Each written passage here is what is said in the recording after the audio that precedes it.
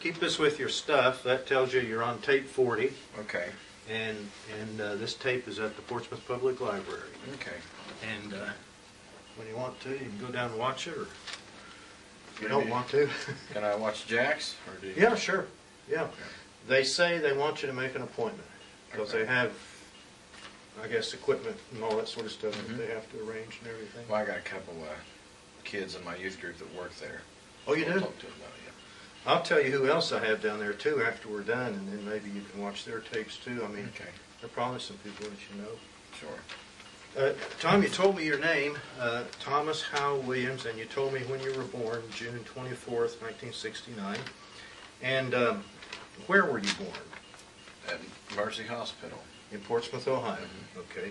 Now, right now we're at your house, and what's the address of this? 563 Rigrish Road, Portsmouth. Portsmouth, Ohio.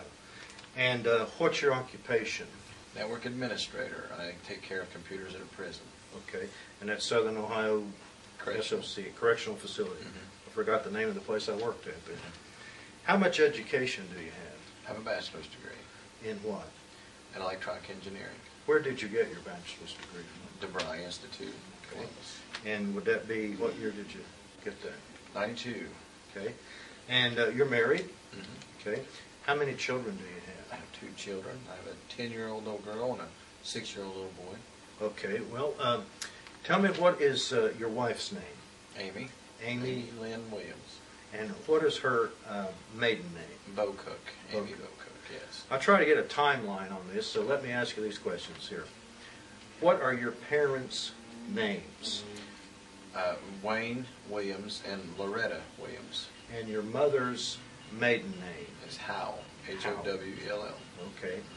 And now let me ask you this. Your father's parents' names? Is Albert Uriah Williams Uh-huh. and Mary Jackson Williams. Jackson's her maiden name? Mm-hmm. Okay. Your mother's parents' names? Raymond Howell Mm-hmm. and Anna Kraft Howell. Okay. And are they all from Sauter County, or? No, my dad's parents are from Sauter County. Uh-huh. My grandma actually moved when she was a child to Sauter County, but my mom's family's all from Kentucky. Okay. Some relation is in Vanceburg, and then I have some in Hazard, Okay. and then up to Greenup. That's where my family's from. Has somebody done a search of the tree? You know those names very well. Mm-hmm. Other people, they have to search for the names. Did you do the search, or what? Oh, I assisted with it. Okay. And where would that information be found now? With your mother or your? No, there's a woman named Melba Comer who's actually a cousin of mine who lives in Ashley Corner out towards South Webster. Now, what's her name again? Melba Comer. Comer. Yeah, she traced the Williamses all the way back to my family tree, all the way back to the first Williamses that came over in 1705 from Ireland. Really? Yeah, that was the first Williams on my side of the obviously there's more Williamses, but on my family tree, yeah, back to Did they happen to be ever in Moorhead, Kentucky, Round County, Kentucky? Mm-hmm. We might be related. My grandfather's name's Williams. Possibly. And a place there that, not exactly in Moorhead, but it was called Hogtown, Mm-hmm. and back then, and now it's called Elliotsville. And that's where my grandfather and grandmother grew up. Possibly. Cousin? Possibly. Yeah. Possibly. Now, your wife's parents' names? Is Joe, actually Sammy Joe Bocook, and Gloria Taylor Bocook. Taylor's her name. Mm-hmm. Okay. Now, you have 2 children, and what is your oldest, he or she? She. She is 10 years old. Yes, Mackenzie Beth Williams. Okay. And your son's name? Is Elijah David Williams. Okay. Now, are you still in the Army? You're in the reserves, aren't you? I'm back in the reserves, Okay. yes. And when did you enlist? I assume you enlisted back when. Right, I enlisted in,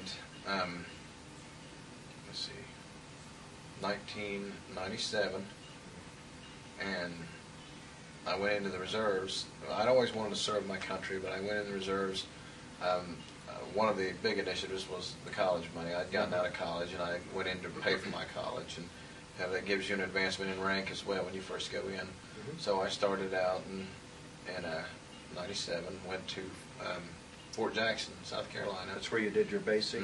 Basic, Okay. and then I went to Fort Lee for AIT in Virginia. What's your MOS? Well, it's changed a few times. Right now it's 92 Sierra, it's quartermaster. Okay. Primarily it's laundry and shower, but I also do computer networking in the Army as well. And when you went to Fort Lee, what did you train there? Was it Fort Lee you said? Yeah. Fort Lee was fabric repair, laundry equipment, shower equipment, quartermaster. That's where the quartermaster museum is. That's where all quartermasters are. That's where the school is for quartermaster. Okay. Then after you did your AIT, you were assigned to a reserve unit? Yes, How did they do 1,001st.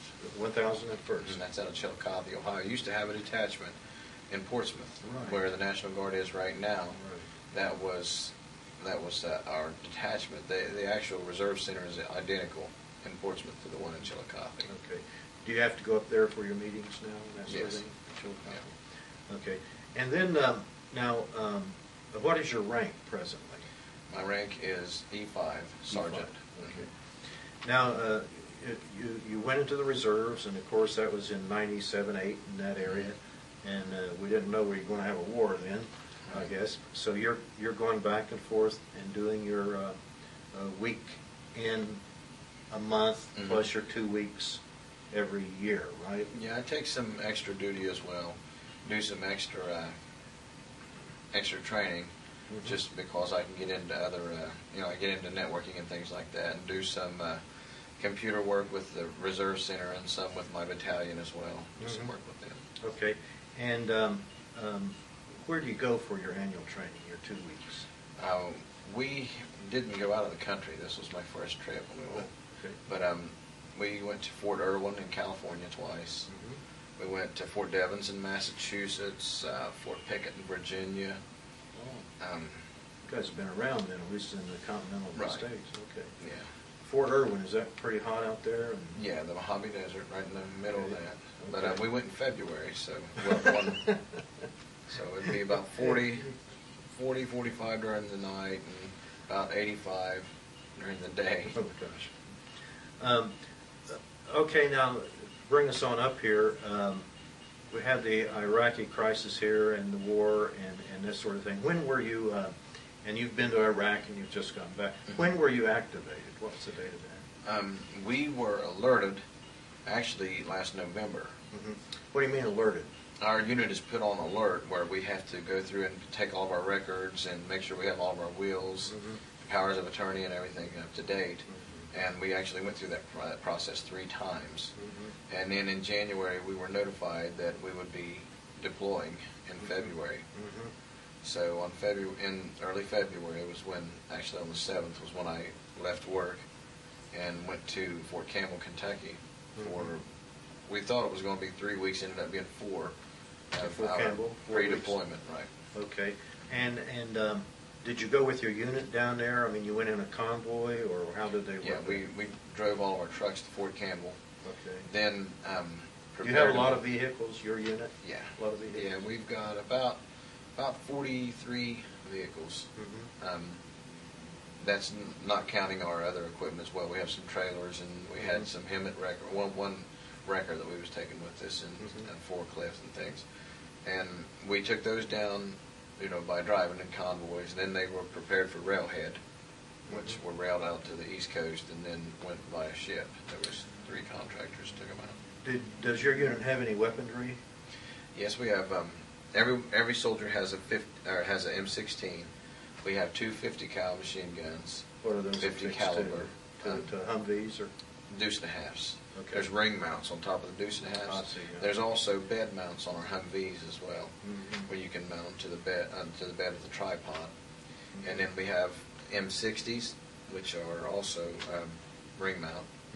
We have a couple saws, which are like it's a 5.56 millimeter shell, just like an M16, but it shoots full machine gun instead of the 3-round burst. It goes fully open. And we have a couple Mark 19 40 millimeter grenade launchers, They're also ring mounts for on top of deuce and halves. Is what the only thing we mount those to. And then we had when we were in theater, we had 84 millimeter. They're called AT-4s, but it's anti-tank rocket launchers. Every vehicle had one, actually. And we had Frago grenades, or just regular hand grenades. Each vehicle got a few of those. When were you issued the grenades and the anti-tank weaponry? When you got over there? When we were leaving Kuwait. Oh, I see. We were in Kuwait for approximately, my squad was there for 30 days. The rest of the unit was there for 39 days.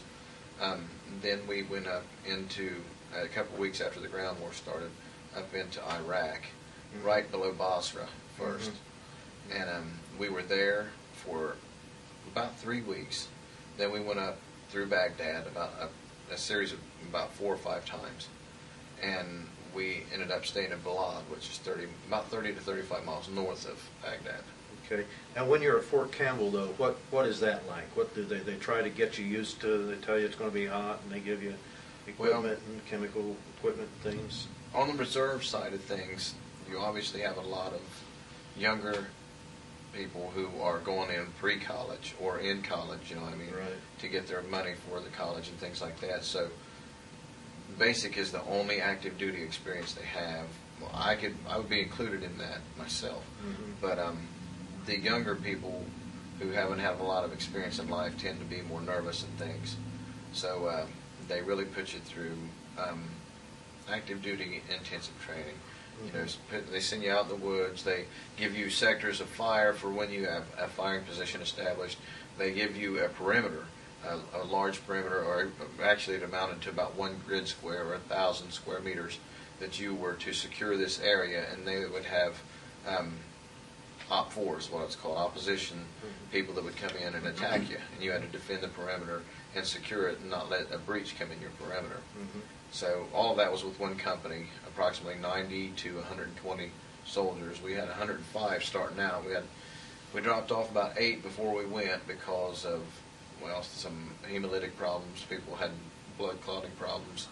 One person had family problems, couldn't go. Another girl wound up being pregnant and didn't go. But you know, there's a couple issues that we had where we didn't go with full strength that we were supposed to go with. But anyway, you defend your perimeter. They give you active Army training at Fort Campbell. How many people in your unit then? When you go to Chillicothe to train, how many guys are? Well, between there and our detachment, which is currently in Columbus, we have 140 assigned. But we, due to health problems and things, we only ended up going with 115.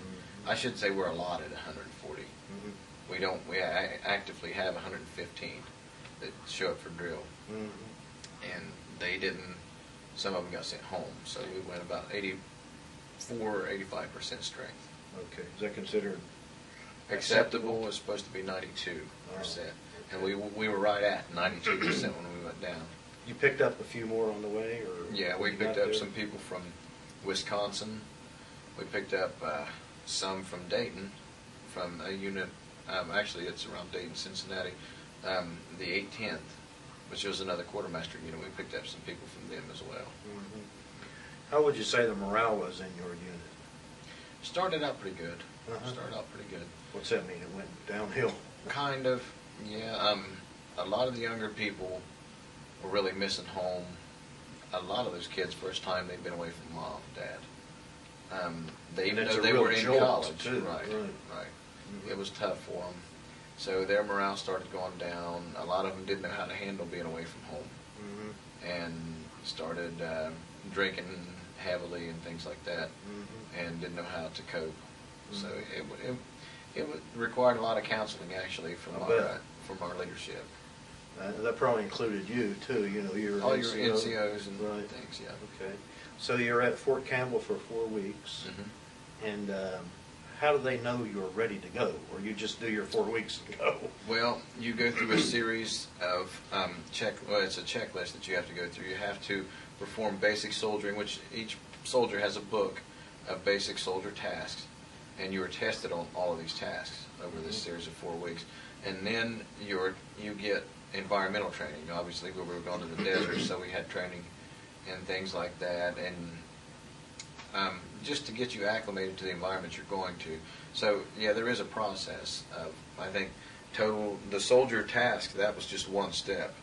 There was a total of, I believe, 14 steps that you had to go through before you were qualified. Mm-hmm. You weren't released to be, deployed to it. You were qualified. That's why it took a week longer. I'm saying we thought it would take 3, but it took 4. Do you have any women in your unit? Yes, we do. We are about 3 to 1 on numbers between really? men and women. Yeah.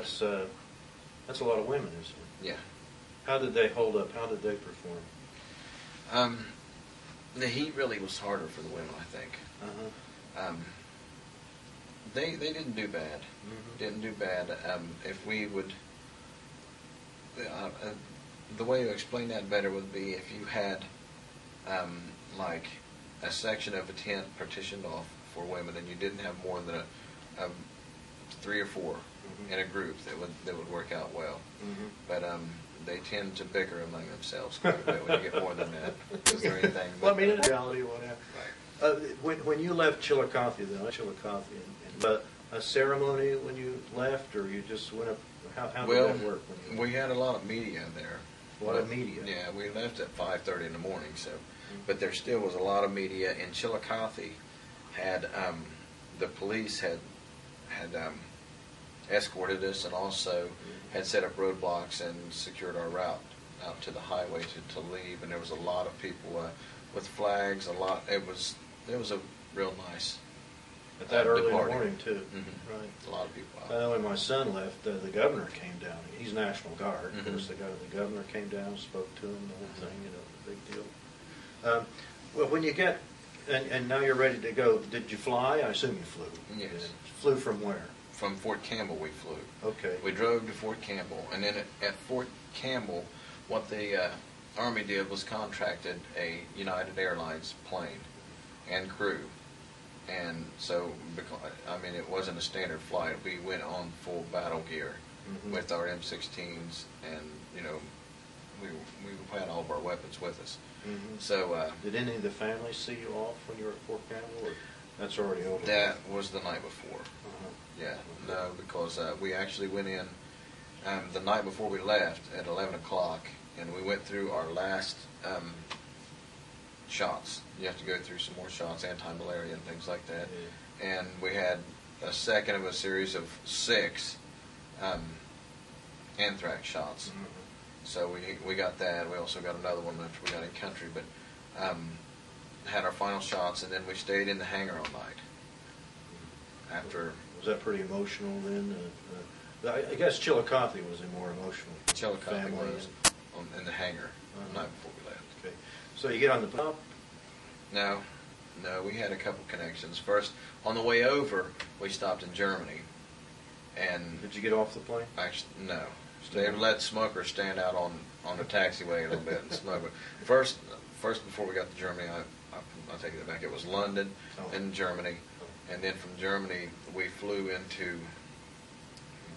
Turkey wasn't allowing us at the time because they wanted more money per soldier, Mhm. so we wasn't going through there. After we went to Germany, I can't remember where the stop was, but we had to fly around Turkey. We couldn't even go over their airspace, so we had to fly around, Oh, come around. So it was a little bit longer, 24 hours on the way over, 22 on the way back. okay. And that 24 hours, did that include the 2 stops you're talking Right. about then? And then the last stop was where? Kuwait City? Kuwait City. Okay. My son was in Kuwait. You get off the plane, is it like the heat just hits you like a sledgehammer? Yeah, it was about 108, 109 degrees. Uh-huh. We got off the plane, and we had our flak vest or our body armor on, which holds in a lot more heat as well. And Mm-hmm. you have to immediately go down under the plane and start offloading it yourself. There's no baggage handlers there because it's the secured area of the airport. And it was very hot. It really nails you, but it's not quite the same as a real humid heat like it is here. Mhm. I would compare it to 95 degrees here Mhm. and a lot of humidity. Yeah, okay, pretty miserable. Though, Yeah. Yeah. And how much does that flak jacket weigh? Oh, The flak vest, I believe, was around 13 pounds, or for a small one, and the larger ones weigh around 20 pounds. Okay. How long were you in Kuwait City, or did they run you right up to? Well, the Kuwait airport, there was a camp there called Camp Wolf, right at the airport. So, I mean, you get on a bus and you're over. When you go over to Camp Wolf is for deployment and redeployment. So it's for people coming in and going out. It's a one-night thing. What is they get your paperwork together. They schedule you for where you're going, whether it's within Kuwait, which we went the next day to Camp Victory, which was about 30 miles. Are you up on the border, Kuwaiti border, or are you back a little bit? We were about 8 miles from Iraq? From Iraq, yeah. Okay. It must be a lot of activity at the airport, a lot of coming, going, pretty active. Yeah. Okay, well, what do you do? I mean, you get up there, then what do you do? Well, you start your job? No, not really. Our equipment was on boats still. Still in the ocean. And when we were about to get our equipment, after we'd been there about 2 weeks, 4th ID started coming in from the north, and they locked out all ports for everything except 4th ID, so we were stuck there for another couple of weeks. Okay. What do you do during that period of time? We did a lot of the same common soldier tasks, training, and then we also, I'd helped one boy work on a website a little bit for the 1001st, and did some networking work for some of the command that was set up there. There was a couple, it was a reserve colonel that was running that post at Camp Victory, although there was 4th ID and 3rd ID and some 101st soldiers there. They had their command structure set up in reserves, and they were out of New York, and then I helped them as well, setting up networking and things like that. Okay. How did you communicate with home? Over email and that sort of thing? Did you do all Yeah, well, they didn't get their email really established until a week before I left. Oh. But how long were you over there altogether? in Kuwait, I was there 30 days, and then in Iraq, we were there 3 months. I was there 3 months. My unit's still there right now. Currently. Is it? Okay. Well, I'll ask you about that then. But now you're in Kuwait. Are the people in your unit starting to get their soldiering act together? Are they starting to become soldiers? And yeah, but we were ready. I mean, we were, getting interfaced to active duty. I mean, we had some active duty people we were speaking with. We got to interact with them, talk to them about what they went through already and things like that. That was not long after we'd been there that another reserve unit had went north, and it was the I think it was 507th Maintenance Company. Oh, that group out of Fort Bliss. Okay. And that's where Jessica Lynch was. She was a member of that company. They had a lieutenant who, I guess that he didn't have his GPS with him, but all he had was a hand-drawn strip map, and he had taken a wrong turn when he got up into Iraq, and they were ambushed. Yeah. Well, when you finally jump off and go into Iraq, the war is well on. Right. I mean, when we were in Kuwait, we heard the scuds. There were scuds landing around us. We had bomb shelters. We had to fully mop up every time there was a scud missile. And mop up. You put on your gear, your right, chemical mop gear. suit, chemical suit. Right. And that was with your flak vest, about 45 pounds of gear that you get to put on, and that made it kind of rough, kind of hot. And we did that on an average about 6 to 8 times a day right after the ground war started. So you was in and out of it a lot. You got to learn your mob gear pretty quick. It seems unlikely for you to be able to meet the deadline they give you. More or less, you're in training. You were given 8 seconds to get your mask on and get it cleared and sealed. That's with the hood over and your clasps on. You were given 3 minutes to get all of your mob gear on, and it seems kind of tough, but after you do it so many times, it's pretty easy, actually. Is it? Okay. You actually meet your timelines. Oh, yes. Okay. Yes, and the journalists that were there was journalists all around us, and they were also given mock gear and things, and Kevlars and flak vests and things. You had a lot to do, then, it sounds like. You weren't playing volleyball or things like that. No, a little football, but not much. And then, well, the Scuds are landing. How close did those go? There were 13 Scuds that landed around us. Primarily, they were shot towards Doha, Camp Doha. Yeah. That's where our port was. That's where everything came in from port, and that was real close to us. That was pretty close to us. And Camp Virginia, Camp Victory, Arif John, all that was in one location where we were. Mm-hmm. And all these Kuwaiti places were close to Doha. That's where there was 13 Scuds total that landed, and they showed us, and they missed. It was almost a perfect circle all the way around all of us. Oh gosh. So. Well, it comes time to kick off. Is everybody getting excited? The adrenaline starting to pump? Right. They took my squad first and sent us up, primarily because we had the most prior service active duty people. We had some airborne artillery guys, some other special forces guys that had gone into the reserves to finish out of retirement. Mm-hmm.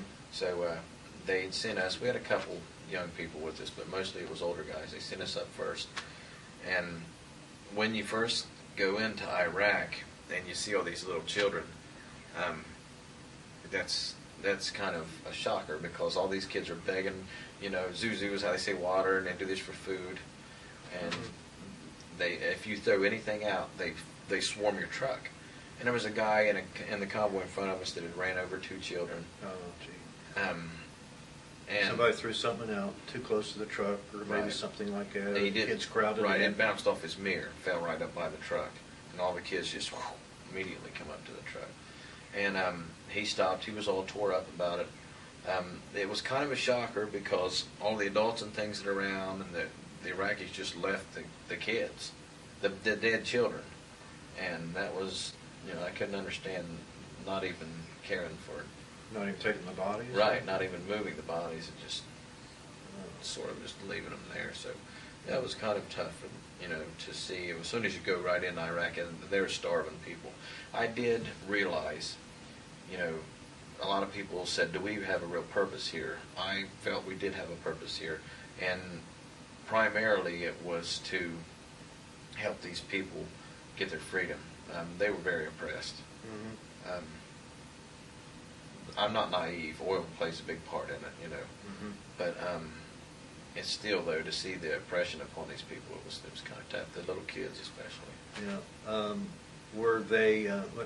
What kind of reception did you get from the people? Kuwaiti was excellent. Everybody was very nice in Kuwait. Kuwait's the richest country in the world right now. They're very modernized, or I should say westernized. Restaurants all around, things like that. As far as Kuwait goes, Were you able to go into Kuwait City? Were you able to? A little bit. Okay. Yeah. Mainly because I went to get computer parts for the network. Okay. But okay. We did some things in Kuwait City, but just a couple of us. Okay. It was nice, though. I mean, Kuwait was more civilized. Then you get into Iraq, and it's mixed feelings. Some people were happy to see you. A lot of people are apprehensive because they don't know if Saddam's dead. They're afraid if they are seen, communicating with the soldier. We know that one group of soldiers went up through a town just south of Basra, and they waved at an American soldier, and then the next group of soldiers that came through saw her hanged from a tree. So who hanged? The woman who had waved and smiled at an American soldier. What was the name of the town that It was really not is that even the a one town. you went through? Yeah, we went through there. It was just south of Basra. Did you go through Basra? Mm-hmm. We went through Basra. That's a big city then. Yeah, well, fairly big. Yeah, As I mean, far as that there's goes. not just right within the communities themselves. They have established roads. The rest of it is not really. There's no road structure. Baghdad had some nice highways, things like that, but their roads are fairly poor. Did you encounter the British there in Basra? As soon as I encountered British as soon as I got there. Okay. At Camp Wolf. There was British in the tent next to us that were just coming in, and Australians as well. I encountered some Australians too. They were actually, when I came home, the Australians were the ones that gave me a ride from the airport over to Camp Wolf. Well, you kick off. Your squad is first of your unit to go in. You have the most active duty experienced guys in there. And who are you following? What are you doing? We started out when we were going up attached to a third ID support unit. It was a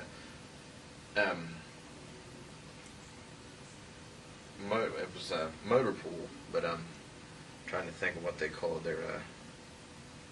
It was a maintenance unit. It was what it was. It was a maintenance group, a very large group attached to the 101st and 3rd ID. Mm-hmm. And we were with them the whole time I was in the southern part of Iraq. The 3rd ID you were in? And that's who we were attached to help. It was 3rd ID and 101st, primarily 3rd ID. They saw a lot of action then. Yeah. And then we went from there up into Baghdad and beyond Baghdad, and we ended up supporting it, and they're still there right now, is the 5th Corps. It's a helicopter group out of Germany, primarily Apaches was who we supported, but there was Black Hawks, Chinooks. There was also C-130s and C-5s landing on. There was 2 airports on this airstrip. It's a pretty impressive airstrip. The United States built it during the Iran-Iraq War. Really? Yeah. Then we blew it up, and now we're rebuilding it, and that's where that's where my unit is staying right now. How long did it take you to get to Baghdad? Surprisingly, we got there pretty quick. It was a 2-day trip, but I made it a few times, but actually 4 times. You would go back and forth to Kuwait a couple times? Or well, not Kuwait, not quite that far. It was a 1-day trip from Kuwait to Basra, and then from Basra up to Baghdad was a 1-day trip. If you would leave early enough, it'd be a 1-day trip as well. Each segment was approximately 330 miles. I see. Well, going from Kuwait to Basra, did you encounter any problems, any fighting or anything? No, there was we saw a lot of destroyed Iraqi tanks, things like that. Not really. I mean, we saw some lookout posts that were destroyed. I mean, you had seen where some people were killed in action as far as Iraqi soldiers and things like that. But really, there wasn't a whole lot of resistance, as much as you would think. I'd say a total of between Kuwait and Basra, maybe 7-10 tanks is about all we saw that were destroyed. How about from Basra then up to Baghdad? That was pretty polluted with destroyed tanks, things like that. You could see where we went through a couple military posts, actually army posts, Iraqi army posts that we went through. That a lot of things were destroyed, but primarily it looked like it was just abandoned and looted. A lot of people came in and stolen things, and stuff like that. I did see going through Baghdad about 5 flatbed trailers with about 6 missiles on them, the length of the trailers, the tractor trailers, laying all around. So I mean, I did see arms and things like that. A lot of tanks that were destroyed. You would see holes in the middle of the highway or in a bridge, fairly large. When you went over the Euphrates River, I remember on that bridge there was a couple holes in that bridge going over the Euphrates where some tanks had been blown up and crushed and things like that. Did you see the oil wells there? I mean, they managed to ignite a few of them, I believe, didn't they? Right, they were still smoking. It was pretty bright when we got into the southern part, close to Basra. That's where there was some pipelines we saw that had been where they had transported their oil that were destroyed and set on fire and things like that. Didn't experience a whole lot of opposition. We were shot at twice in Baghdad when we were coming in, but it was just like sniper fire so far off that if you didn't know exactly what you were firing at, you weren't allowed to shoot back. You had to know the area from where the bullet was coming or the fire was coming before you could return fire. How did you know you were being shot at then? Well, you can hear it, and you can hear the actual bullets going over, but they were pretty far over. But now, as far as seeing where it was coming from, no idea. No, I mean, the people that are getting killed over there now, you hear a couple every day or every other day. There's so much gunfire that you hear over there, and they say it's a lot of people celebrating, but you hear so much of it that, I don't know, I guess the MPs who are down in Baghdad all the time are kind of getting used to it. They're still on guard, but they're not quite totally used to it. One MP told me that him and his friend were walking down through Baghdad, in an area supposed to be secured. They had a Humvee with machine guns on it right over beside them, and this woman had walked up to him. She had her child with her, and they thought she was going to ask a question, and she shot this MP's friend, and shot him in the head and killed him right there. So he had to shoot this woman. Her baby's standing right there. He had to kill this woman because she was going to shoot him as well.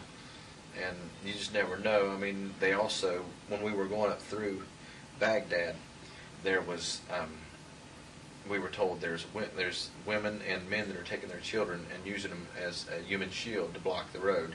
And when the convoy comes to a halt, they have snipers from both sides of the road firing in upon the soldiers in the trucks and kill them. So there was a colonel that came up to us, and actually there was a brigadier, a one-star general, who came up and said that you are authorized to run over these children. And before you say, I don't know if I can handle that or not, you better let your command know, because you're responsible for everybody's life that's behind you if you stop that convoy. Said you either have to fire warning shots, fire some smoke grenades up to see if you can get them to move.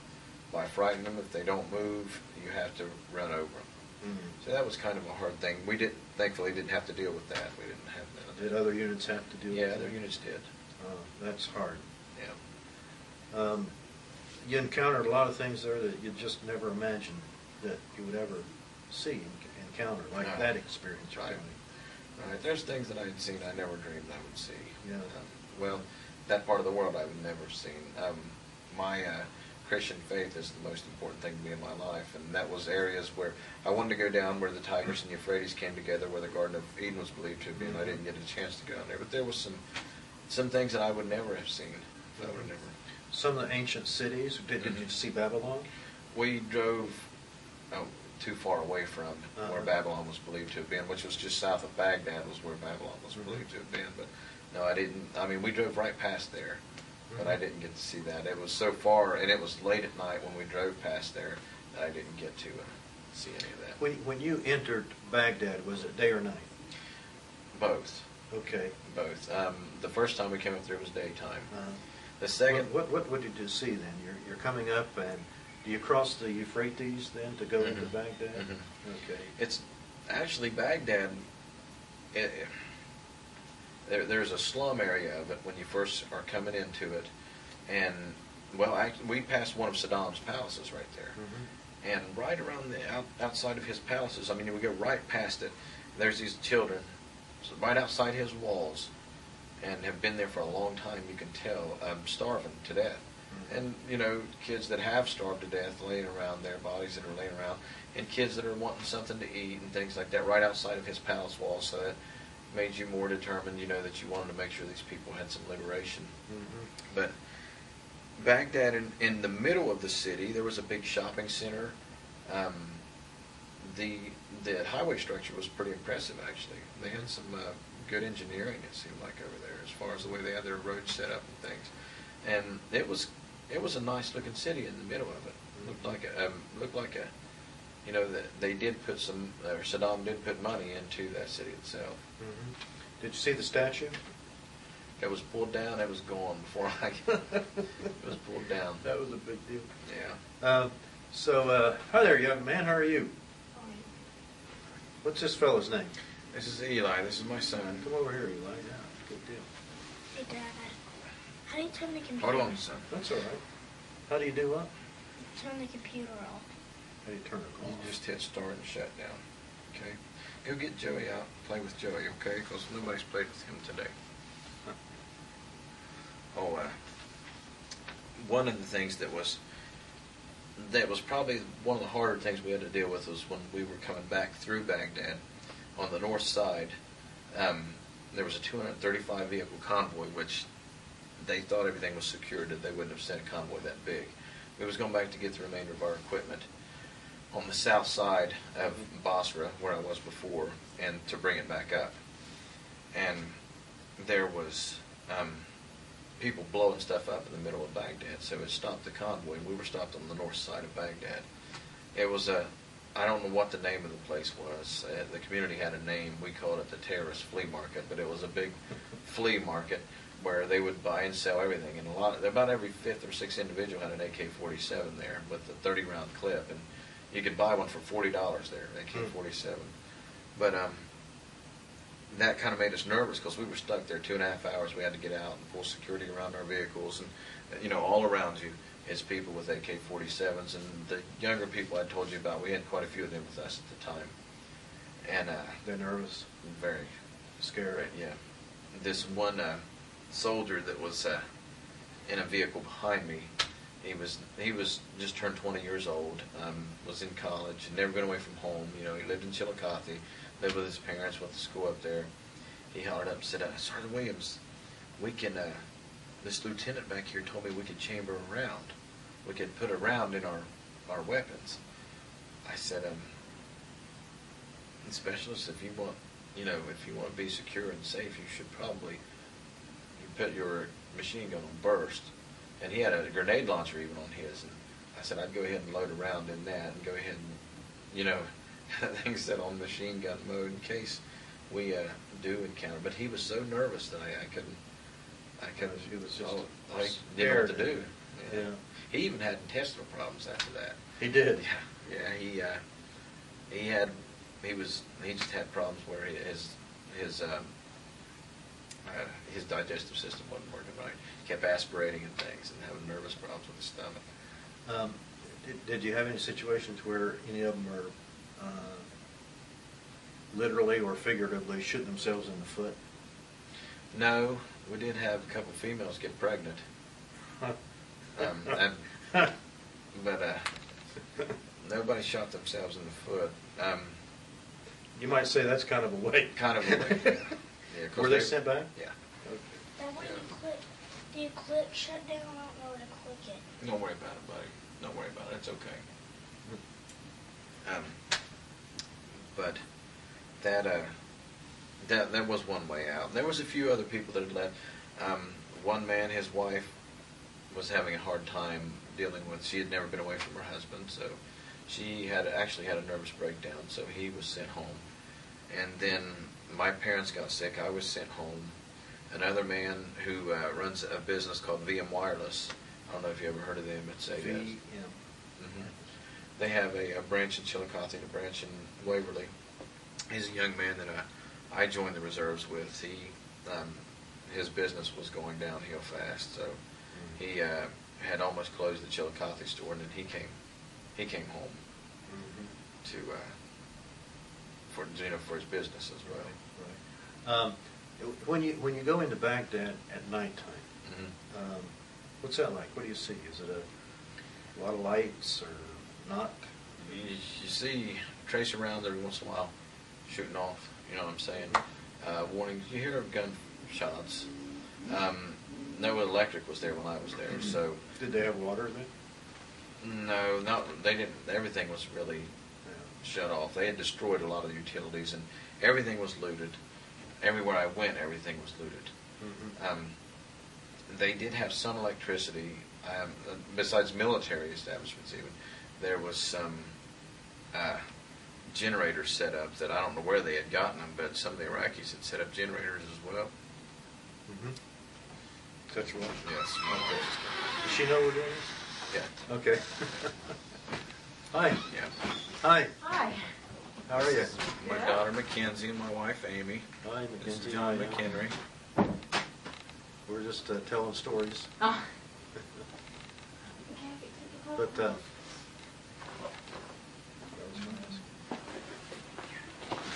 About going into Baghdad in the Yeah. evening. uh-huh. So Did you get to the museums there? Did you see the museums that had been looted and all that business? No, didn't get to see the museums. On the news, when I got home, I got to see the museums. As a matter of fact, we didn't even know the exact day the war had started. Oh, really? Until we started getting suited up into chemical gear after the Scuds were beginning to be fired down. But what is your job when you were there? What did you do? You personally? Well, I actually had worked on a computer network for the 12th Brigade aviation unit. Mhm. And I had worked with their network administrator, which was a captain. They were all out of Germany. Mhm. And I'd worked with them, and they had networked all their computers together, and they had gotten some satellite links in to establish internet connections and things like that. Mhm. I'd worked with their commo guys, some their phone guys who had set up communications on the base as well. Mhm. And then we had a laundry and shower operation there that we ran, and we had a lot of civilians as well as Iraqi civilians? no Americans. American contractors that worked Oh. with the aviation unit. We had journalists. There were journalists everywhere over there, which, I know that journalism has its part, but I think that there was a little bit too much journalism involved in this war because they were giving positions away. They were endangering themselves. A lot of times, you had to watch out for them when you already had your own squad to look out for. You had to be aware of them as well. I mean, it was good to have them there because a couple of times they would come over and let us use their satellite phones to call home. And that was nice. Mhm. But still, all in all, I think journalism Got in the a little way. too heavy, a little Mhm. too out of hand on this Okay. How long were you there? 3 months. 3 months. Now, why did you come home? My dad's kidneys failed. Actually, I'm running him dialysis 3 times a week now. And my mom had just gotten out of intensive care when I was deployed. Mhm. And then she was going back in for another surgery. So I had to come home. I was the only one to take care of my parents. How are they doing now? Mom's doing good. Her surgery went well. Dad's dialysis is going to be, the schedule's going to be changed, and she's going to be able to take him now. So it's going fairly well. He's going to have a kidney transplant, actually. Was that right? Who's, My brother's giving him a kidney. is that right? Yeah, my brother Ty Williams. How many siblings do you have? I've got 4 brothers and 1 sister. Okay. Your unit is still over there, isn't Right, it? that's correct. Do you hear from them? Anything like that? Email. Do you? And I still get a call every once in a while about 3 in the morning. Do you? Yeah, yeah. So what is their situation? I mean, they want to come home, I assume. or- Well, there's contractors doing their job now. Iraqi people were hired through Brown and Root. That's a very large contractor who sets up, who does does contracts for the military. But they're hiring Iraqis to come in and run the equipment and things. And Mhm. yeah, they are ready to come home. But Is it working with the Iraqis? I mean, Yeah. is it- There's only like 1 person who has to work with the Iraqis. The rest of the time, they have a lot of idle time now. There was a tent that was blown up just 2 tents down from where I stayed, and that caused them a lot of mass confusion, they said. They had gotten at ease in dealing with the situation, and whenever there was a mortar round fired in, and it blew this tent up, and just right down from them. It shook the ground. They said they thought it was an earthquake. Mhm. And they were all scattered to look for their flak vests and their Kevlars and things like that. And it was kind of a scary situation for them. But yeah, they're ready to come home. Has your unit suffered any casualties Not from, other than 2 pregnancies? well, there was our motor sergeant had his finger cut off. Oh. That was when he was working on it. He was working on a motor that had a hang-up in the armature. It was an electric motor. And whenever he uncovered the inspection plate, it had an obstruction, like a wire or something sticking out that had gotten lodged into the armature. And when he opened the inspection plate, it just wrapped around his finger. And he opened the inspection plate like this, and caught his finger and ripped it off and cut part of this one off as well. Huh. So, Now, what do you think now after you've done all this? What are your thoughts? well, I'm proud to serve my country. I feel like we did have a job in liberating the people. Warfare tactics, I'd like to see them change them a little bit. They have trajectory radar on the Apache helicopters, and when the mortar rounds come in and things like that are getting lobbed in, within seconds they could go and destroy, a fairly large area. I mean, the smallest arms on those is 20 millimeter. It's 20 millimeter machine guns. It's a Vulcan gun. It shoots 5 to 7. It shoots a round every 5 to 7 inches the length of a football field in 7 seconds. Mhm. And they could have wiped out that entire area, and I believe it would have been a deterrent for people that are trying to make terrorist attacks and things like that on our soldiers, if they would see an immediate response like that. But, you know, there's more concern about of civilians being hurt. But I think that, you know, there are risks you have to weigh in war. I think that they should do Did you it. interact with the Iraqis much? Were you able Some, to? yeah, I did. There was this, for the most part, we didn't too much because I saw that there's children that were ran over, and that was kind of hard. I didn't want to get kids too close to the vehicles, but when we did have to stop at a couple places right below Baghdad, there was a little boy.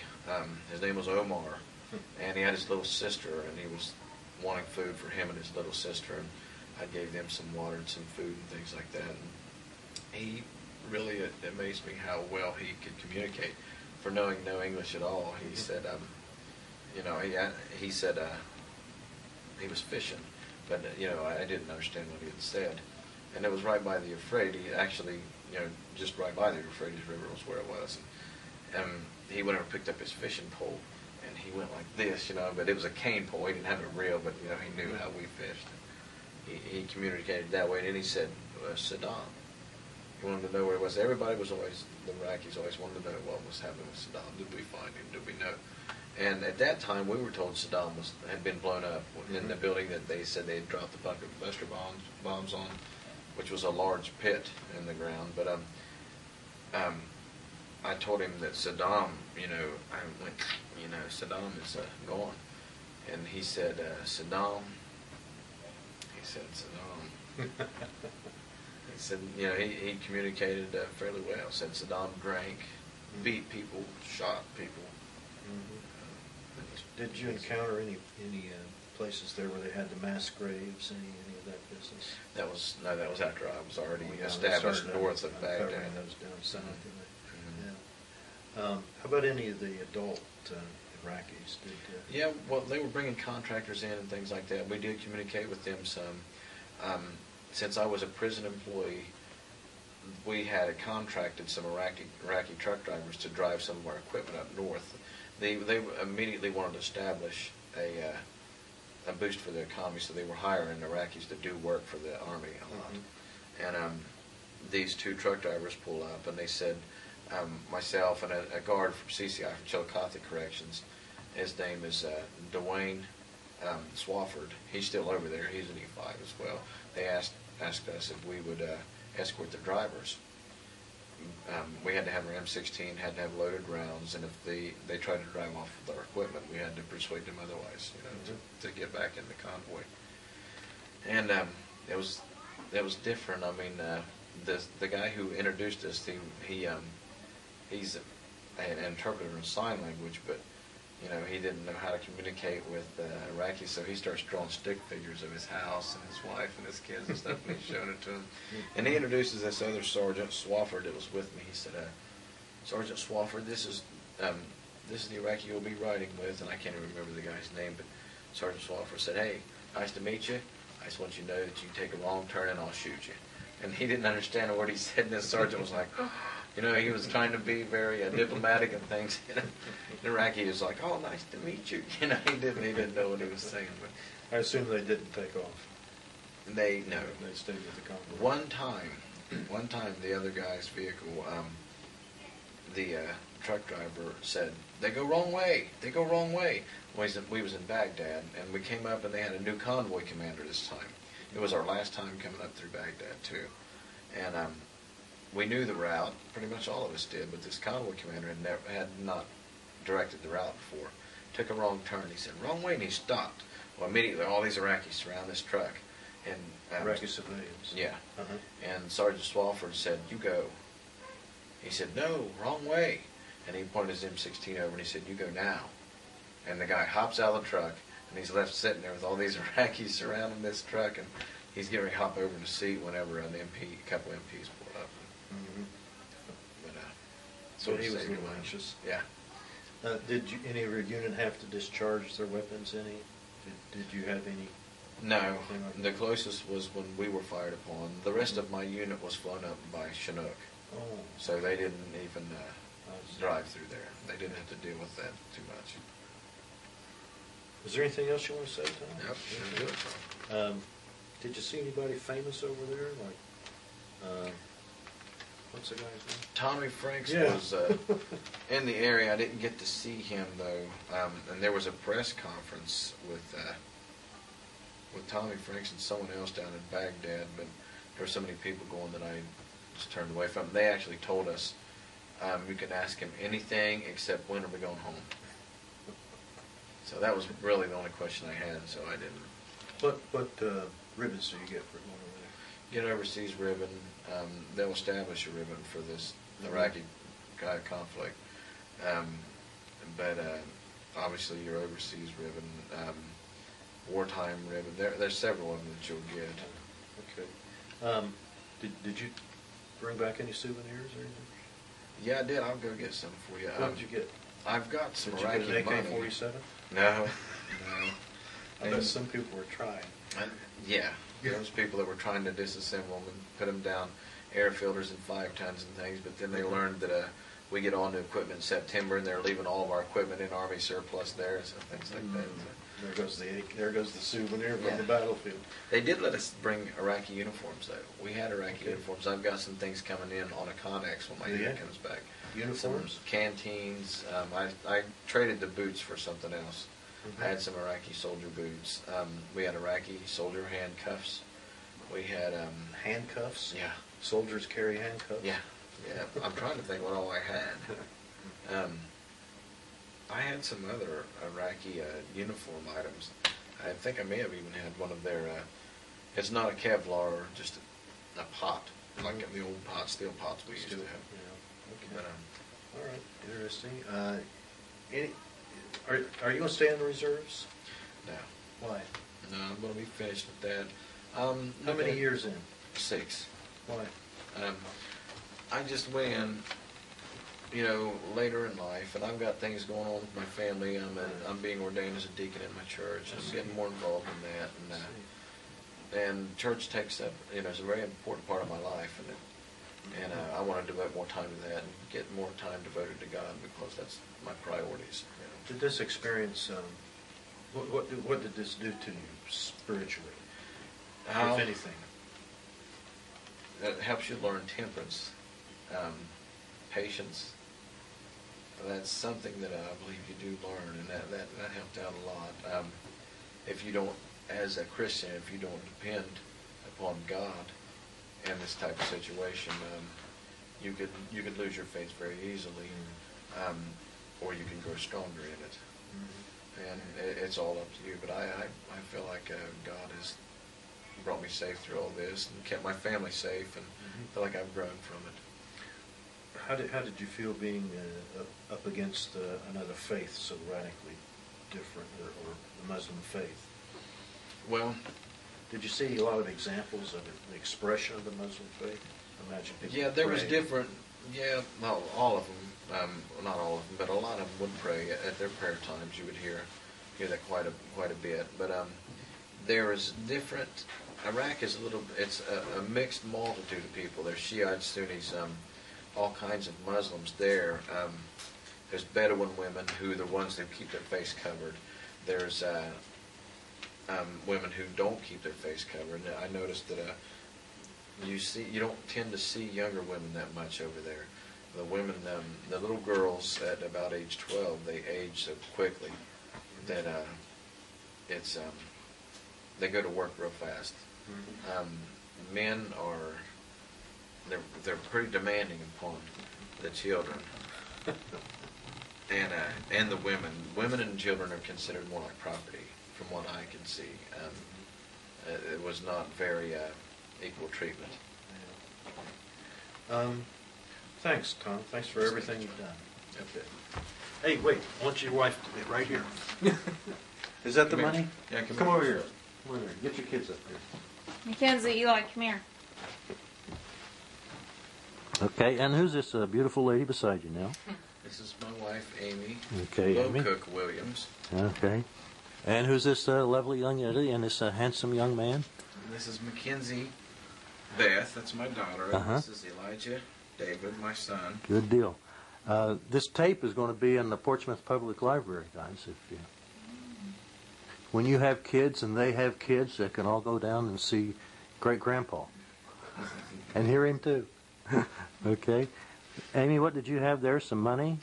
Yeah, there is some Iraqi money. Hold that up. I'm going to It get says in on it's it. 250 dinars. I don't think that's worth anything now. It was worth a quarter when their currency was established, when they still had an established currency. Well, that's the big man himself there on that, isn't Yeah. he? He was on Okay. just about every bit of their money, but see, they had two mints that they put out. One form of money was used in Iraq, and the other was allowed to be used in other countries as well as Iraq. This was Kuwaiti. Kuwaiti money? I think my son brought home some of that. Yeah. Did you see his picture everywhere? Like they Everywhere. everywhere. This is the euro dollar. I guess this is good, isn't it? Yeah, that'd be good. $5. Get Amy, get Tom to take you to Paris so you can spend that. Yeah. Yeah. I don't think he wants to leave the country. This is Iranian money. See the Okay. Ayatollah there?